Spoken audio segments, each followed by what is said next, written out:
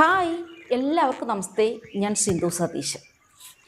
ഒരാൾ ഒരു മതേതരവാദിയാണെങ്കിൽ അദ്ദേഹം അവരുടെ മതത്തിൽ വിശ്വസിക്കുകയും എന്നാൽ മറ്റു മതങ്ങളുടെ വിശ്വാസങ്ങളെ, ആചാരങ്ങളെ ബഹുമാനിക്കുകയും ചെയ്യണം. ഇവിടെയാണ് മതേതരത്വം. എന്നാൽ ഒരാൾ ഒരു മതവാദിയാണെങ്കിലോ അദ്ദേഹത്തിൻ്റെ യഥേഷ്ടം അദ്ദേഹത്തിൻ്റെ മതത്തിൽ വിശ്വസിക്കുക, ആചാരാനുഷ്ഠാനങ്ങൾ പാലിക്കാം. എന്നാൽ മറ്റ് മതങ്ങളെ അവഹേളിക്കാനോ അപമാനിക്കാനോ പാടുള്ളതല്ല. എന്നാൽ ഒരു വ്യക്തി നിരീശ്വരവാദിയാണെങ്കിൽ അല്ലെങ്കിൽ യുക്തിവാദിയാണെങ്കിൽ അവർക്ക് ഒരു മതത്തിലും വിശ്വസിക്കാതിരിക്കാം, അവർക്ക് അവരുടെ ഇഷ്ടത്തിന് ജീവിക്കാം, അവർക്ക് അവരുടെ ഇഷ്ടത്തിന് പ്രവർത്തിക്കാം. ഇതൊക്കെ നമ്മുടെ ഭരണഘടന അവകാശം തരുന്നുണ്ട്. എന്നാൽ ഇവർക്കൊന്നും തന്നെ മറ്റ് മതങ്ങളെ വിമർശിക്കാനോ ആക്ഷേപിക്കാനോ അപമാനിക്കാനോ അധികാരമില്ല, അവകാശമില്ല. ഇതൊക്കെ തന്നെയാണ് നമ്മുടെ ഭരണഘടന നമുക്ക് തരുന്ന അവകാശങ്ങൾ. കുറച്ച് ദിവസം മുന്നെയാണ് കൊട്ടിയൂർ മഹാദേവ ക്ഷേത്രത്തിൽ ബാവലി പുഴയിൽ വന്ന് കുറച്ച് മുസ്ലിം സമുദായത്തിൽപ്പെട്ട കുടുംബാംഗങ്ങൾ വന്നിട്ട് ആ അമ്പലത്തിലെ ഞങ്ങൾക്കും പാരമ്പര്യ അവകാശമുണ്ട് എന്ന് പറഞ്ഞുകൊണ്ട് ബാവലി പുഴയിൽ പല കാട്ടിക്കൂട്ടലുകളും നടത്തിയത്. ഇതൊക്കെ വാർത്തയായിട്ടുണ്ടായിരുന്നു. കേസും വക്കാണവുമുണ്ട്. വലിയ രീതിയിലുള്ള വിമർശനങ്ങൾക്ക് വഴിയൊരുക്കുകയും ചെയ്തിട്ടുണ്ട്. ഇതേ രീതിയിൽ തന്നെയാണ് ഹിന്ദുക്കളുടെ മറ്റൊരു ആരാധനാലയമായ ധർമ്മസ്ഥല മഞ്ജുനാഥ ക്ഷേത്രത്തെ ചൊല്ലിയുള്ള തർക്കം, പ്രതികരണം, പ്രതിഷേധം, ആരോപണങ്ങൾ ഒക്കെ ഉയർന്നിട്ടുള്ളത്. നമ്മൾ ആരും തന്നെ മഞ്ജുനാഥ ക്ഷേത്രത്തിനെതിരെ വന്ന ആരോപണങ്ങളൊന്നും മറക്കാനിടയില്ല. കാരണം അത്രയേറെ നമ്മുടെ മലയാള മാധ്യമങ്ങൾ കൊട്ടിഘോഷിച്ചിരുന്നു ആ ഒരു ദേവസ്ഥാനത്തെക്കുറിച്ച്, അല്ലെങ്കിൽ ധർമ്മസ്ഥലയിലെ മഞ്ജുനാഥ ക്ഷേത്രത്തെക്കുറിച്ച്. ഈ മഞ്ജുനാഥ ക്ഷേത്രം എന്ന് പറയുന്നത് ഇന്നോ ഇന്നലെയോ ഉണ്ടാക്കിയതല്ല. 800 വർഷം പഴക്കമുള്ള അതീവ പാരമ്പര്യമുള്ള ഒരു ക്ഷേത്രമാണ് ധർമ്മസ്ഥലയിലെ മഞ്ജുനാഥ ക്ഷേത്രം. അവിടെ ആ മഞ്ജുനാഥ ക്ഷേത്രത്തിൽ എത്തുന്നവരുടെ ജാതിയോ മതമോ, കറുത്തവനെന്നോ വെളുത്തവനെന്നോ, വലിയവനോ ചെറിയവനോ എന്ന ഒരു താരതമ്യവും അവിടെയില്ല. മഞ്ജുനാഥ ക്ഷേത്രത്തിലേക്ക് എത്തുന്ന എല്ലാവരും മഞ്ജുനാഥന്റെ പ്രിയപ്പെട്ട ഭക്തന്മാർ മാത്രമാണ്.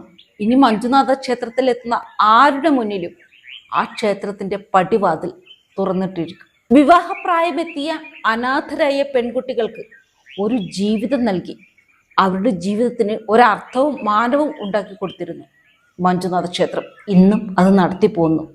അവിടെ എത്തുന്ന ഈ ധർമ്മസ്ഥലയിലെ മഞ്ജുനാഥ ക്ഷേത്രത്തിലെത്തുന്ന ജനലക്ഷങ്ങൾ ആകാശമുട്ടെ ഉയർന്നു കേൾക്കുന്ന സ്വരത്തിൽ ഒരു വഴിപാട് പോലെ, ഒരു അഞ്ജലി പോലെ മഞ്ജുനാഥനെ വിളിച്ചുണർത്തുന്ന സ്ഥലമാണ് ധർമ്മസ്ഥലം. ഇന്ന് ധർമ്മസ്ഥലയിലെ ആ മഞ്ജുനാഥ ക്ഷേത്രം ശവപ്പറമ്പുകൾ മറച്ചു പിടിക്കാൻ നിൽക്കുന്ന ഒരു അമ്പലമാക്കിയത്, ഒരു ആരാധനാലയമാക്കിയത് ആരാണ്?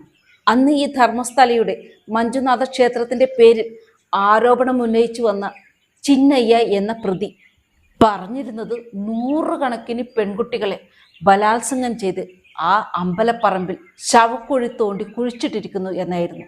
ഈ കള്ളം മാലോകർക്ക് നേരെ, മാധ്യമങ്ങൾക്ക് നേരെ വിളിച്ചു പറഞ്ഞപ്പോൾ എല്ലാ മാധ്യമങ്ങളും ഈ വാർത്ത അല്ലെങ്കിൽ ഈ ആരോപണം വളരെയേറെ ആഘോഷിച്ചിരുന്നു. കാരണം അത് ഹൈന്ദവ ക്ഷേത്രമാണല്ലോ, നല്ല രീതിയിൽ ആ ക്ഷേത്രം മുന്നോട്ട് പോകുന്നുണ്ട്, അതിനെ എങ്ങനെയെങ്കിലും തകർക്കണം. അതാണ് പ്രധാനമായും നമ്മുടെ മലയാള മാധ്യമങ്ങൾക്കുള്ള ഒരു ഗൂഢലക്ഷ്യം.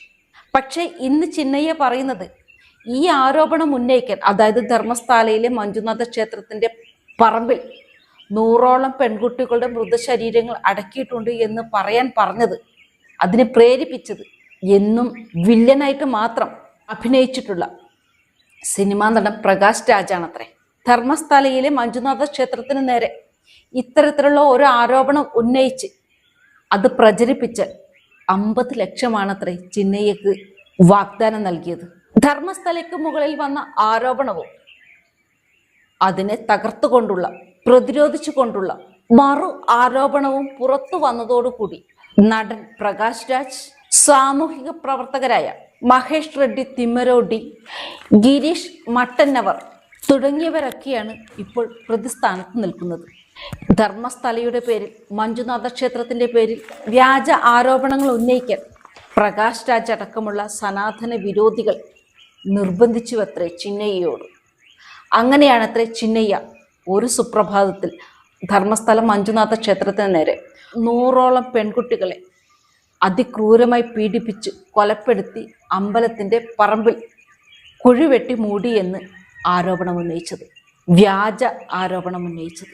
ഹൈന്ദവ മതേതര തീർത്ഥാടന കേന്ദ്രമായ ധർമ്മസ്ഥലയിലെ മഞ്ജുനാഥ ക്ഷേത്രത്തിനോടനുബന്ധിച്ച് 100 കണക്കിന് പെൺകുട്ടികൾ ബലാത്സംഗത്തിന് ഇരയാവുകയും കൊല്ലപ്പെടുകയും ധർമ്മസ്ഥലയുടെ ക്ഷേത്രഭൂമിയിൽ അവരെയൊക്കെ കുഴിച്ചിട്ടു എന്നുമാണ് ഇവരൊക്കെ മെനഞ്ഞെടുത്ത ആ ഇല്ലാ കഥയും വ്യാജ ആരോപണവും. അന്ന് ചിന്നയെ പറഞ്ഞ ധർമ്മസ്ഥല മഞ്ജുനാഥ ക്ഷേത്രത്തിൻ്റെ അമ്പലപ്പറമ്പുകളിലൊക്കെ ആഴത്തിൽ കുഴിച്ചു നോക്കിയെങ്കിലും കേസിനാസ്പദമായ ഒരു തെളിവും കണ്ടെത്താൻ കഴിഞ്ഞിട്ടില്ല. പിന്നെ എന്തിനായിരുന്നു നല്ല രീതിയിൽ പ്രവർത്തിച്ചു പോന്നിരുന്ന ഒരു ഹൈന്ദവ ആരാധനാലയത്തിന് നേരെ ഇത്തരത്തിലുള്ള വ്യാജ ആരോപണങ്ങൾ ഉന്നയിച്ചിരിക്കുന്നത്? ധർമ്മസ്ഥലയെ ഇകഴ്ത്തി കാണിക്കാനും അപമാനിക്കാനും സൂഡാപ്പികളെക്കാൾ മുന്നിലായി അണിനിരുന്നത് മലയാള മാധ്യമങ്ങൾ തന്നെയായിരുന്നു. എന്തിനാണ് മലയാള മാധ്യമങ്ങൾ ഹൈന്ദവർക്കെതിരെ അല്ലെങ്കിൽ ഹൈന്ദവ ആരാധനാലയങ്ങൾക്ക് നേരെ ഇത്ര ധൃതി കൂട്ടി വ്യാജ ആരോപണങ്ങൾ ഏറ്റുപിടിച്ചുകൊണ്ട് മുന്നിട്ടിറങ്ങുന്നത്? ഹൈന്ദവ വിശ്വാസികളെ വേദനിപ്പിക്കാനാണോ അതോ ഹൈന്ദവ ആരാധനാലയങ്ങളെ തകർക്കാൻ വേണ്ടിയാണോ? എന്തായാലും ധർമ്മസ്ഥലയുടെ ആരോപണത്തിൻ്റെ വളത്തിൽ തഴച്ചു വളരാൻ വെമ്പിയ കേരളത്തിലെ ഒരു നന്മമരമുണ്ട്, മനാഫിക്ക നന്മമരം. ഇപ്പോൾ അദ്ദേഹം ജീവനോടെ ഉണ്ടോ എന്തോ ഒരറിവുമില്ല. ശരിക്കും ഈ പ്രകാശ് രാജ് ഓഫർ ചെയ്ത, വാഗ്ദാനം ചെയ്ത ഈ 50 ലക്ഷത്തിൽ എത്ര ലക്ഷമായിരിക്കും മനാഫിന് കിട്ടിയിട്ടുണ്ടാവുക? അല്ല, അദ്ദേഹമായിരുന്നല്ലോ ഈ ധർമ്മസ്ഥല മഞ്ജുനാഥ ക്ഷേത്രത്തിനെ ചുറ്റിപ്പറ്റി ഒരു ആക്ഷൻ കമ്മിറ്റി ഉണ്ടാക്കുകയും ഘോരം നമ്മുടെ മലയാള മാധ്യമത്തിന് മുന്നിൽ വന്ന് പ്രസംഗിച്ചതും വിശദീകരിച്ചതും.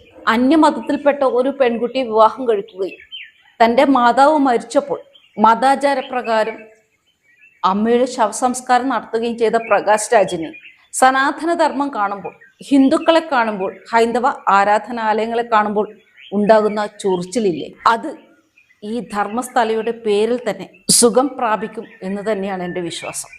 ഒരു ഹൈന്ദവ വിശ്വാസിയും ഒരു ഹൈന്ദവ ആരാധനാലയവും സമൂഹം നശിക്കണം എന്ന് ഒരിടത്തും ആഗ്രഹിക്കുകയോ പറയുകയോ പ്രതീക്ഷിക്കുകയോ ചെയ്യുന്നില്ല. ലോക സമസ്ത സുഖിനോ ഭവന്തു എന്നത് തന്നെയാണ് സനാതനധർമ്മം. അത് ഒരിടത്തും തടസ്സമില്ലാതെ ഈ ഭൂമിയിൽ പറന്നൊഴുകുക തന്നെ ചെയ്യും. മറ്റൊരു നല്ലൊരു വീഡിയോ ഇട്ടുടൻ വരുന്നതായിരിക്കും. എല്ലാവർക്കും ജയ് ഹിന്ദ്.